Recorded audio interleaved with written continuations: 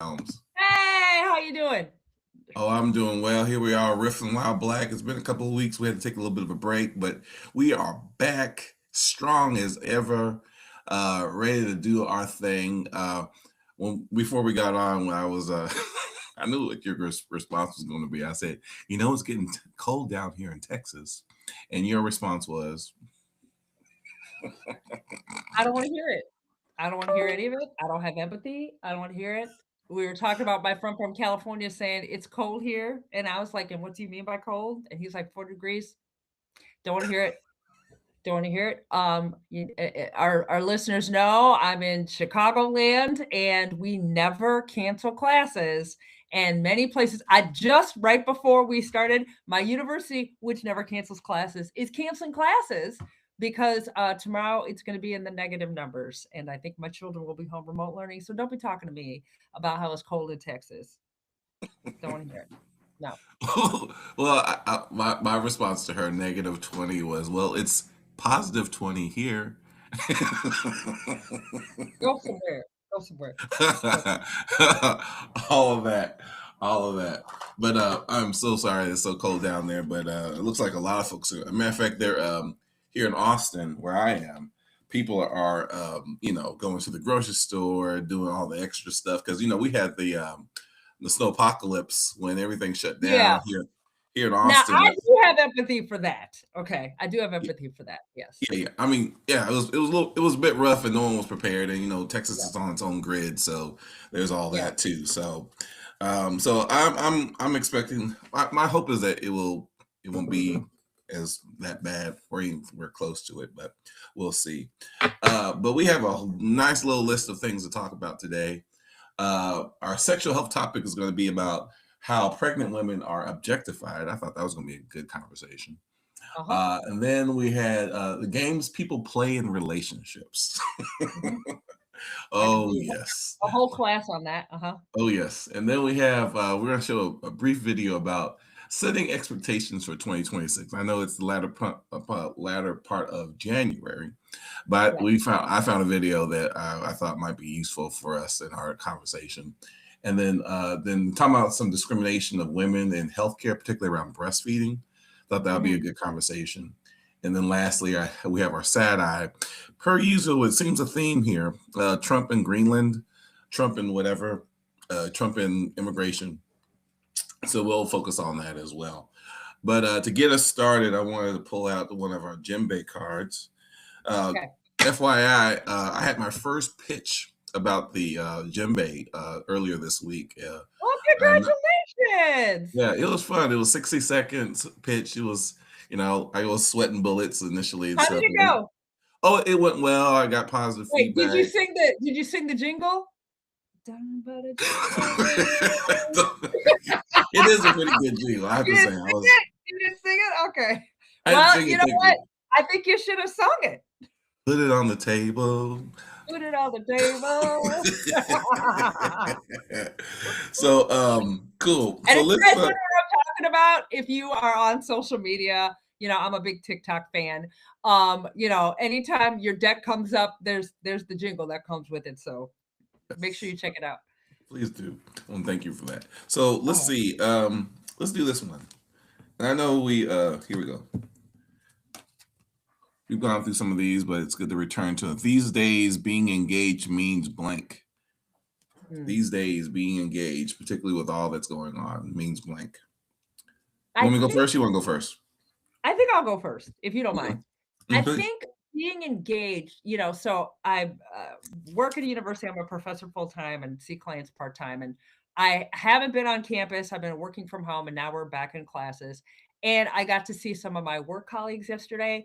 And I was reminded, like, I work with a lot of really good people. And so being engaged, right, for me is sort of being with people that I care about. Like, there was a lot of laughter, and I just thought, like, I wasn't exactly happy to be back at work, but I was happy to see those people and engage with them. And so it was very meaningful.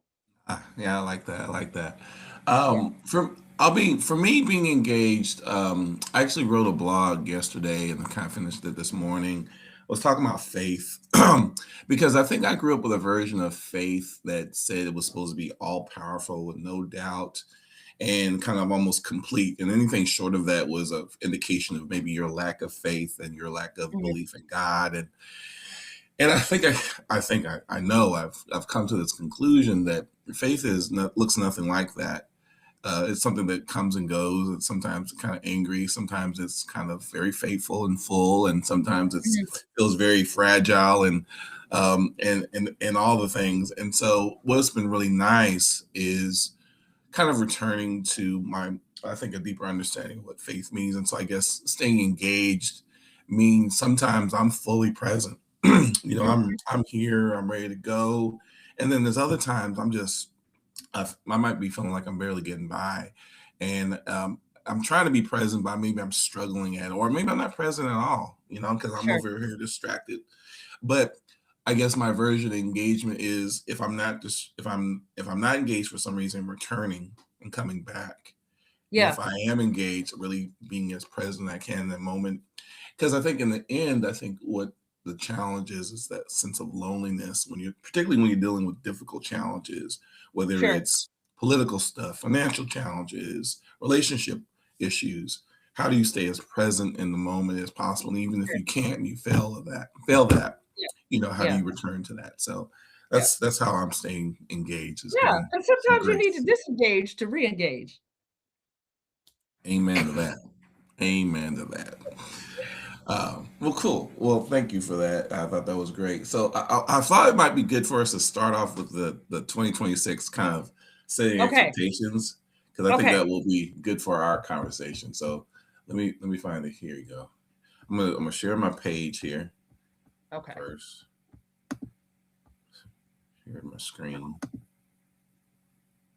and I'm gonna find the link on. Here we go.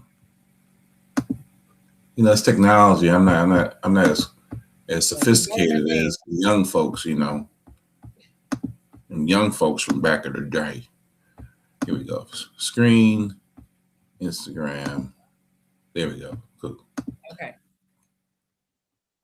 Here we go. Play it here. Hey y'all, if y'all followed us for any period of time, y'all know that we travel and we, like to experience new things. But in 2026, we made a list of places that we would not be going in 2026. Here we go. First one is back and forth. You're not going back and forth. Where else we're not going to that? We're not going back and forth with you. What's the next one? We're not going above and beyond. We're not going above and beyond. All right.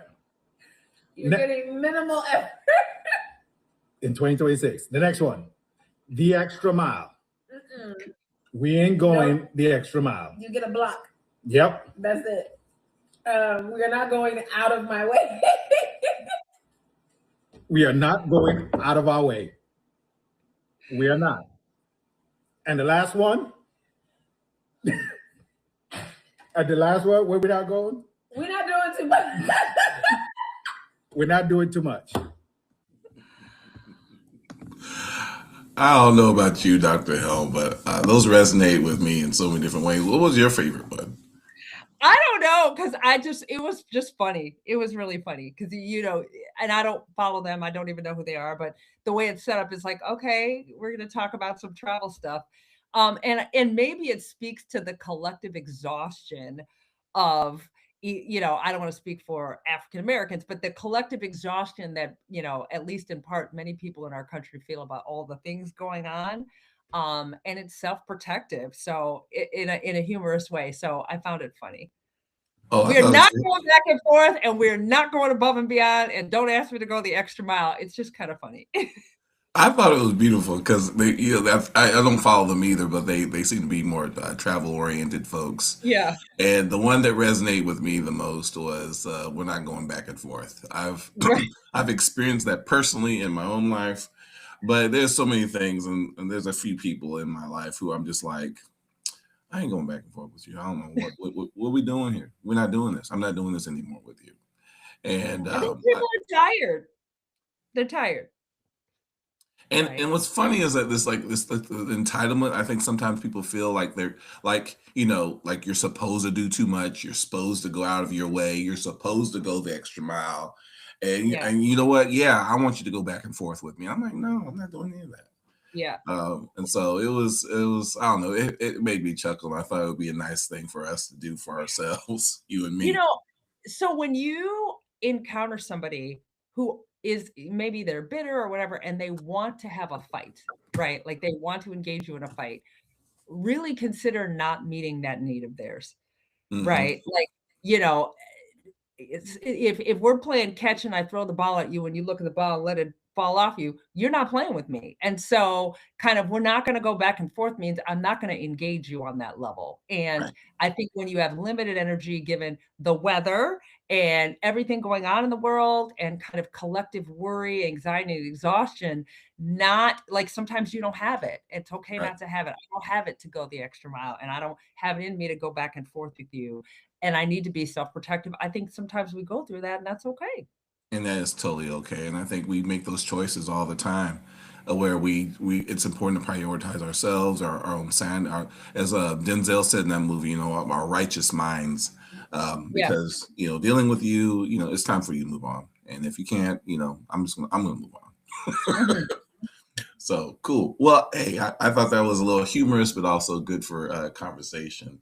Yeah. Um, I want to hit one of these topics that you want to bring up. I don't know if you wanted to hit the how pregnant women get objectified, or you want to do the one around the breastfeeding. Oh no, the other one was the games people play in relationships. How about the objectification of pregnant women that we Yeah, don't let's talk do that. about? Let's go there. Right. So, I think a pregnancy is gorgeous, right? And like the changes that a woman's body go through, is phenomenal. It's something that is just amazing. But what at least personally I wasn't prepared for, and looking at some of the things on social media or some of the things that happen to pregnant women. I remember I worked out in my pregnancies and I was an older pregnant person. And I remember this guy at the gym coming up to me and he's like, hey girl, uh, I heard it's good luck to touch a pregnant woman's stomach. And he stared at me and I thought to myself, motherfucker, if you touch me, we and he stared at me like he was going to touch me. And I said to him, don't touch me, right? I don't think my experience was rare, right? And so one of the things that happens, is that people start objectifying you, they start staring at you, right? Like women are already objectified in society anyway, which is uncomfortable and it feels unsafe.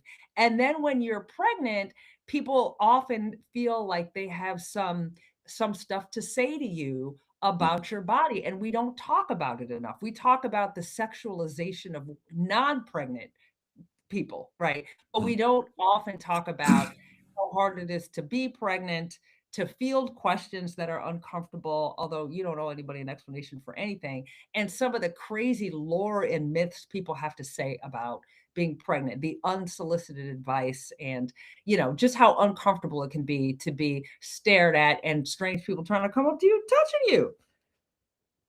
I'm a bystander because I've never personally been pregnant, of course, but my partner was on two different occasions, and I'll tell you this: I was I dare to admit this, but surprised some of the nonsense that I heard from my ex-wife about the things that she was experiencing, but just things I was learning because for me, one of the things you started off with is that women who are pregnant, there's a very attractive, alluring, sexy aspect of it, right? I experienced that as with my partner, and it was appropriate because that was the person I care about and love, and Yeah. I was objectifying her.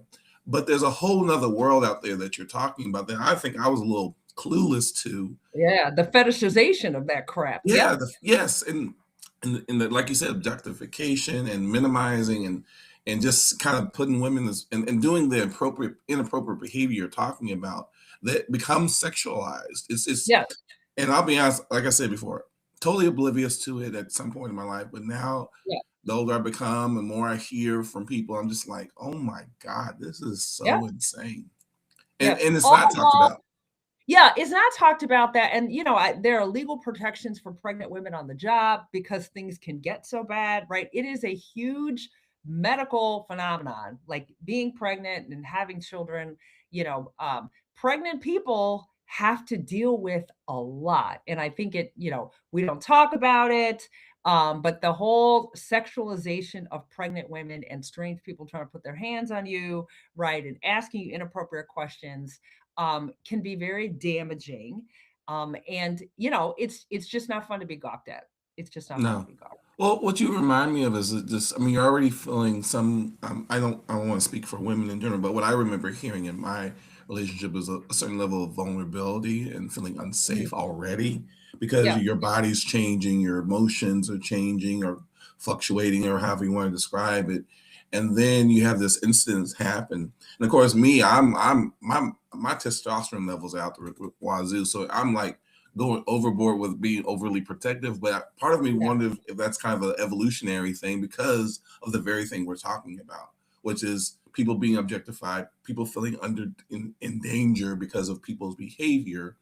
And yeah. so there's this vigilance that comes with trying to protect people because of how they behave. I don't know. I mean, what's your thoughts? Well, and I think that, pregnant people get very protective, of, the child that they're carrying, right? Actually, Mhm. men's testosterone levels once the baby's born actually go down. I don't know if you You're knew that. probably right. That makes Yeah, they sense. actually maybe they go up interim. I don't know. Not my area, but they go. You never know, right?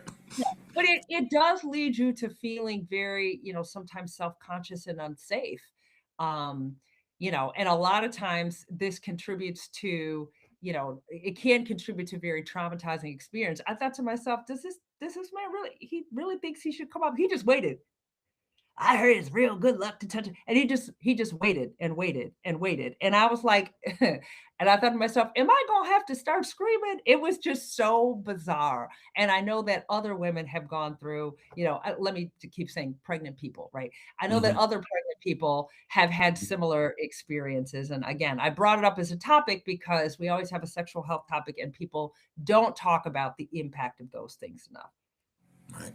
And I'm glad you're bringing it as people because there's trans men who can become pregnant as well, right? Yeah.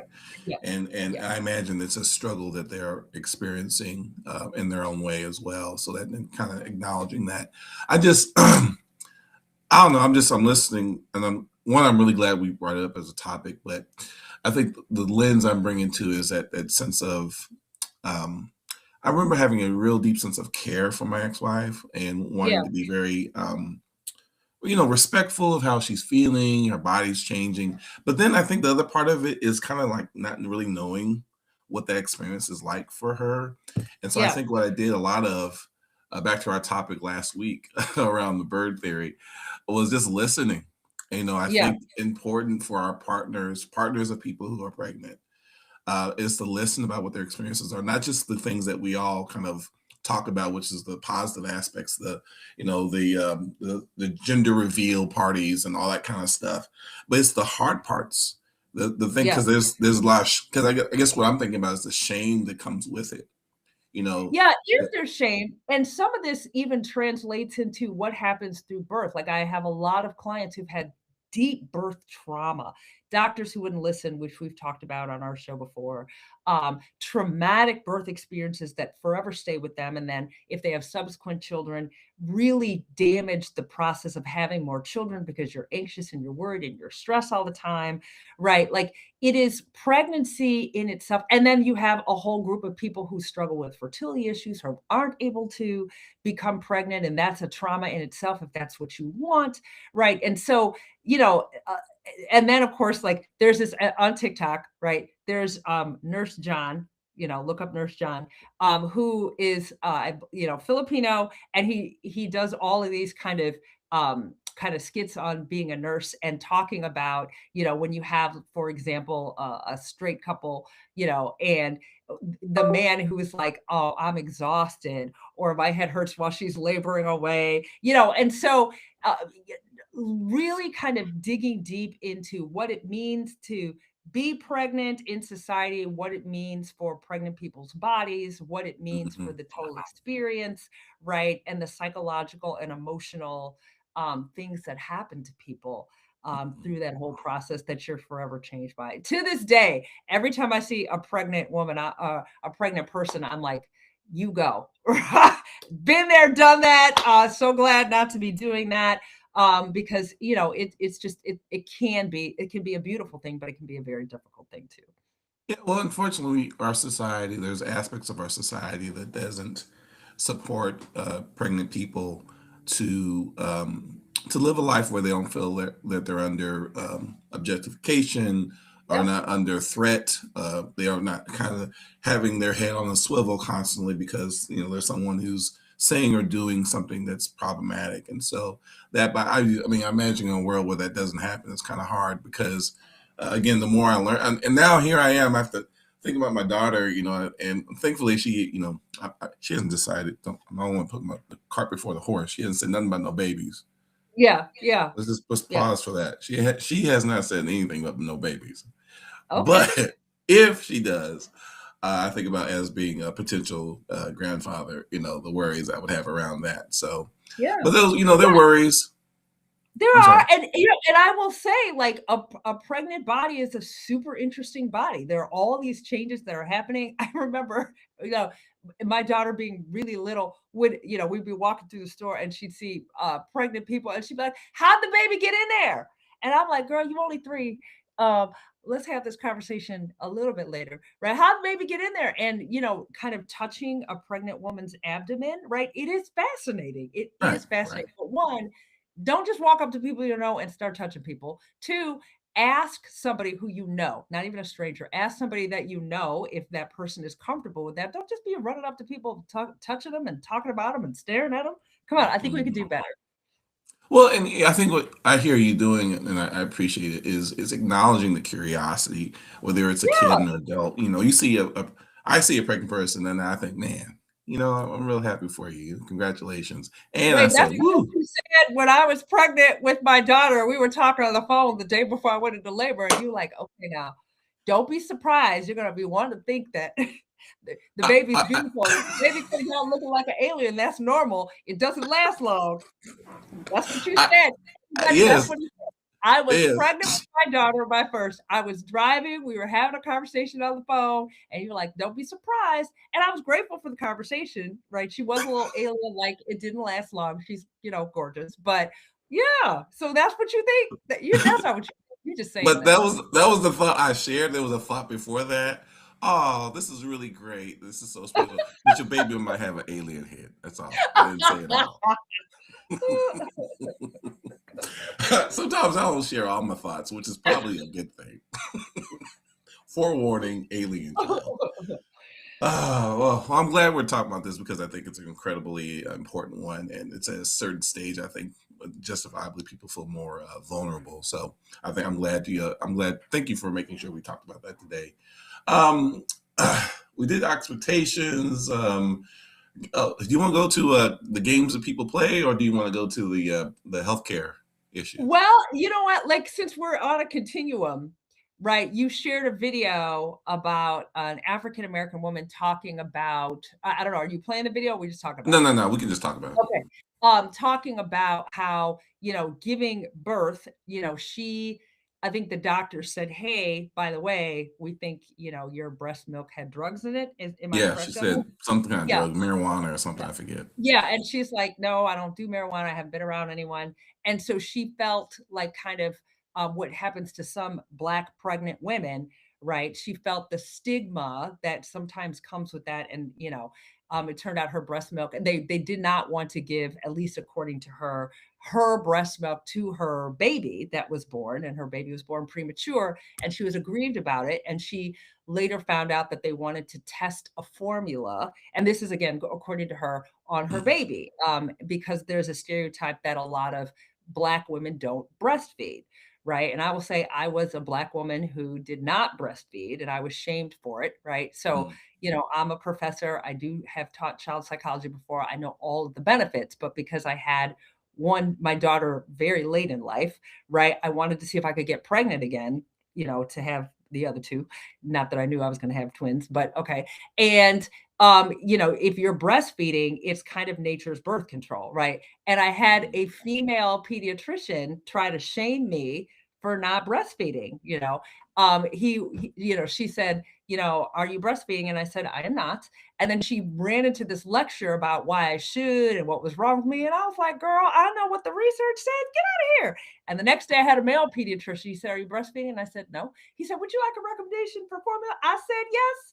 And guess what? He was our pediatrician because he was really cool. But, this other woman, was felt she was stigmatized and wrongly accused of having drugs in her breast milk, and they wouldn't. So she demanded, she got the president of the hospital come down, demanded that her breast milk be run through the lab again. And oh, lo and behold, she didn't have breast milk with marijuana influence. And then they were able to give her baby her breast milk. And so it goes into the whole thing about what happens to, in particular, I think women in particular and Black women especially, being accused of things like having drugs in the system when your baby's born or not receiving appropriate medical care, so that's why I wanted to bring that topic up. Oh, it's amazingly, again, I'm gonna speak strictly as a dad and having to watch these kind of experiences, a little bit feeling powerless because you're like, here, these are the experts, right?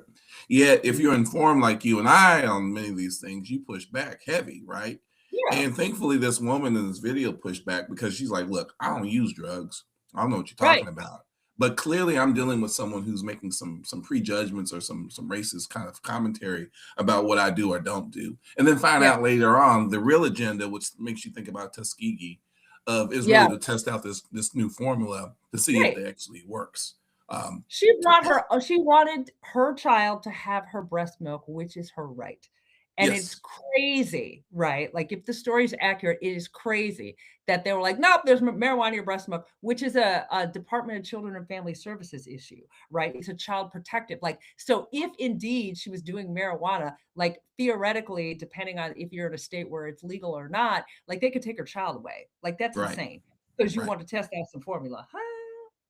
But it speaks to the distrust I think many of us feel, particularly I think Black women justifiably when dealing with the medical system, when it's basically lying and being deceptive about their intentions, Yeah. and basically trying to coerce this grown ass woman about what she should or shouldn't do with her body and her child, which is And insane. treating her based on a lie. Yeah, On a lie, on a yeah, lie, to yeah. fulfill whatever agenda they were trying to fill at the time, Well, and so she had just given birth. The baby was extremely premature, so she's already dealing with the trauma of that. And I think in the video, she's like, I just had a C-section and you're coming to me with this. And I think that's another thing, right? A C-section is major surgery. They're cutting through your abdominal wall. And then they expect you to get up, which requires, your core, right? And like feed the baby. Like, we treat it like, oh, that's no big deal, but it is major surgery. majors. I mean, we come through Women are muscles amazing. and Women are I amazing. mean, I look at y'all be like, y'all doing it because I don't know if I can do all that. But it's. I mean, I doubt you're surprised. I'm not surprised either. But again, I Not think it's surprised, I'm important. disappointed. But it's important for us to talk about these things. So if you're going to have a child, or if you're in the middle of about to have a child, I think bringing awareness around this about what your rights are, about being prepared. What I was thinking about when I watched the video was, it would have been nice if she had an advocate there for her, Yeah, whether it be yeah, a partner, or a family member, or a social worker who's like, hey, why you, hey, push, and pushing back. I'm a little distrustful of a social worker, not because social workers don't do their great work, but if they're representing the institution, they might be compromised because the institution's trying to push a certain agenda. yeah. Yeah. Um, I it's- I had another experience when I was giving birth to twins, okay, and mm, at that time I was 41, right, of a medical resident, right? I'll never forget, right? And I was in labor on and off for 3 weeks, and it was awful. Okay, pregnancy was fine, and then the last 3 weeks just kill me now, right? And he said, the team and I have discussed, right? And we feel like this, like basically he wanted to tell me that I needed some anxiety medication. And I was like, now I'm pregnant with twins and I'm huge and I'm so uncomfortable. And I said to him, I said, doctor, as a practicing psychologist, if I thought I needed psychotropic medication, I would be the first one to recommend this. This is not somatization, right? Mhm. This is labor. And he goes, oh, I didn't know you were a psychologist. Number one, because it's not relevant, right? But number two, don't try to give me anxiety medication for labor, for labor, In the middle of it. labor, right? Right. Yes, I'm sure I'm anxious, but they ain't gonna stop this right here. Right. And he was so dismissive until he found out that I was a psychologist. And I thought to myself, that shouldn't make a difference. Right. And here I am and so uncomfortable and I'm in so much pain. All right. I couldn't even turn myself over. If I showed you pictures, which I will not, there are none, you'd be horrified. Right. And now I have to deal with this. And so I think of, on our past podcast, we've talked about women, who've been turned away, from when they're in labor, all of these things. And my experiences overall were very good. I was very well cared for. I had a great medical team. But, I had that a couple of things where he was like, oh, yeah, let me just, the team and I have discussed, you're going to get some medication. And I'm like, get out of here with that. I got you. Get out of here. That's when I feel like Mr. T. I pity the fool. Your team and you. I Yeah. pity you, fool. But I do want to talk real briefly before we move on to another topic because I think we're going to run out of time. But it sounds like you heard the same thing I heard around breastfeeding preventing the next pregnancy. Well, were you not told that? preventing. No, it doesn't Maybe not prevent. prevent. It suppresses fertility. You can still get pregnant, right?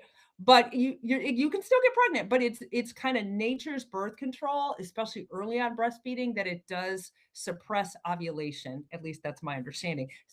But people do get pregnant. I wouldn't just use that as your birth control. No. People is me and my ex-wife because that's how our kids are only 18 months apart because them fools told us something like they didn't say suppress. They didn't say any of the words you didn't get do from your own GRE. research. No. They we didn't have the things we have today. With ChatGPT, we had to rely on the books. And they said something, and the doctor said this. The OBGYN said, "Yeah, it's a suppressed blah blah blah." I think what I heard was he can't get pregnant, and so when came back pregnant, I was like, "Son." And then, of course, after that, they said, well, sometimes when you have a hard time getting pregnant, then you get pregnant, the pathways are open. I'm like, you didn't say that. No pathways and all that. So, word to the wise. Word to the wise. If you get pregnant, start breastfeeding. That does not. It may suppress, but it does not prevent. Suppress. Yeah, and it suppresses early on. Like the longer you wait, like 18 months out, you're not suppressed anymore. Yeah. It's like this is gonna happen. If you're not practicing no more. It's gonna work. So cool. I just want to put that information out. I'm glad you mentioned that because I was like, I heard that too. Suppress, not eradicate. That's right. If that was the case, there would be fewer babies in the world anyhow. Yes. And maybe a little bit more breastfeeding as well. Let's see here. I don't know if we'll have time to get to the games people play. Do you want to leave that for next week? Yeah, we can leave that. Mm-hmm. Cool. So let's do this. We still have a side eye. But before we get to the side eye, I want us to go through our engagement card. Okay. So I'm going to pull one out. I think this would be a good one. 3 ways I connect with my community are blank. 3 ways I connect with my community are blank. 3 of them. You want to go first? Or you want me to go first? You could go first this one. Okay, 3 ways I connect with my community. I'll be honest, even today I was feeling this because I'm always on the fence about blogs and, is it relevant? Should I share it? But it's my way of connecting with my friends and family. Matter of fact, I had a couple cousins out in California who have seen some, they were kind of saying, hey, I've seen your blogs and really, enjoy them, blah, blah, blah. It doesn't mean everyone enjoys them, just means they did, right? But it's one way for me to connect with my cousins, to share some ideas and stuff like that. So whether it's my cousins or friends or colleagues doing that. So that's one way, blogs. I actually like going out into the community. I still feel like I haven't seen people since COVID. And so when I run into someone I haven't seen in a while, I'm like, hey, what's up? How you doing? And even like earlier I mentioned the pitch, it was nerve-wracking. And this is actually a new community I'm a part of, this kind of founders AI entrepreneur community. It's a new one for me, but being kind of joining it and being part of it and then presenting my idea and getting positive feedback. I think those are all ways that I try to stay engaged and connected with the community. So those are some ways I stay connected. Yeah. For me, I think I'm not as connected. I'm just so busy with, my kids are the age where they're involved with everything. But I guess the way that I would say I'm connected to my community is through my children, because you're Mhm. constantly running them around different aspects of the community, voting, Ah, right? Voting, which is a huge one and a very important one to me. And what I wrote some down, but I can't read my handwriting. like a I doctor. can't, yeah, I can't read my handwriting. I don't know what it says. I don't know what it says. I guess I'll say grocery shopping because I'm always in the grocery store. Oh, Yeah, so my kids. I want to connect with my caring about people. That's what that says. Yeah. Right. So like, hearing, if one of my neighbors is ill, or something like that, kind of caring about people in my community. Mm, Some people in yeah. my community. Not all of them. We ain't gonna do too much. I mean, wait, we're not gonna go back and forth. We ain't going We're back not and going forth. the extra mile. Oh no, not today. In the name of Yeah, Jesus. yeah. Cool. So let's get to our side eye. I don't know how about you, Dr. Helm. Mm, I've been calling you Dr. Helm since when I met you. So sometimes I should say Kathy, but Dr. Helm, yeah. I am so thoroughly frustrated with this whole Greenland thing. And Trump, and just the buffoonery that it's on the global stage. He's been talking about this for months and months, and then he gets to Davos, which is being in Europe right now, and he basically kind of backtracks because he's seeing this full court press of the European community and others saying, "Why are you tripping, dog? What's wrong with you? What are you Yeah, and doing?" weren't European troops called in? Yeah, they brought a bunch of But, them into Greenland. Yeah, what the president of the United States says has impact, which is why one would want to think very carefully. And you can't just roll up on somebody's country. I mean, I guess you can, but shouldn't, and be like, I want it just because. right. I want it just because. So I, yeah. And for folks who maybe have been tracking this, you have the president of the United States saying that they want Greenland to be part of the United States, and basically Greenland is a autonomous uh, territory that's basically owned by the Danish. And I think people are on edge right now because of what the president has been doing in Venezuela and It's not your kidnapping the president. country. Yeah, it's insane. Now, he hasn't taken over a country or anything, but still the threat feels very, very real. But it also Yes. feels so ridiculous. I mean, come on, bro. I mean, and unfortunately, you have the Stephen Miller's advice. His chief as a assistant deputy or deputy chief of staff, who's also professing this. You got here in Texas, you got Cruz, Senator Cruz, supporting the idea of taking on, and then I got a couple friends who are more conservative and who are like, well, this is strategically good for us because if Russia tries to attack us, I'm like, I just, y'all all full of I'm shit. so deeply concerned and uncomfortable. If somebody was like, I want Florida. I think I like the weather there. I want Florida. We would all be up in arms like, what? Like, and so it just, I mean, I don't even want to go that far down the rabbit hole. It's just so disturbing and concerning in Yes. every way possible. Mm, Hence why it's a side eye. But I'll be honest, one of the things that's been nice is seeing the pushback, whether it be because of things that are going on in like Minneapolis or in New York, or you see the universities pushing back like Harvard, or the Canadian Prime Minister coming out and saying, bruh, it ain't not on my watch. And no, we're not a superpower like you are, but we can do something. We can one, we're not gonna speak up and bring awareness to it. We're gonna mm, speak out and push back. We're gonna actually put our money where our mouths are. And so we're not gonna just let this happen. And to be honest, I think what people are thinking about is World War II. People kind of mm. shoo-shooed It's Hitler, dangerous. It's you know, dangerous. and It's just kind of dangerous. ignored his invasion of other countries. And Mhm, so I think a lot of people are like, wait a minute, let's pay attention to history here. Let's just not mhm, ignore this. Let's push back. mhm. And I'm not sure what's going. I'm not even pretend that I know enough to predict what's going to happen in the future. But I think it's important to acknowledge it and give its appropriate side eye from the two of us. But if you don't know much about this, I encourage you just to learn a little bit about it, because it's like, come on. They're already talking about Canada being the 51st state, which is ridiculous. Okay. And then now they're talking about Greenland, because basically what they want to do is dominate the entire northern hemisphere. What do we do with Mexico? I have no idea, but that's kind of the agenda of some of these folks. But our last thing, we're going to have so we did our engagement card. We started off with our grounding card. We're going to end with our celebration card. And let's do this one. I stayed engaged today. Let me see. A way I stayed engaged today was blank. A way I stayed engaged. You want to go first? A way I stayed engaged today was listening. Yeah. Listening.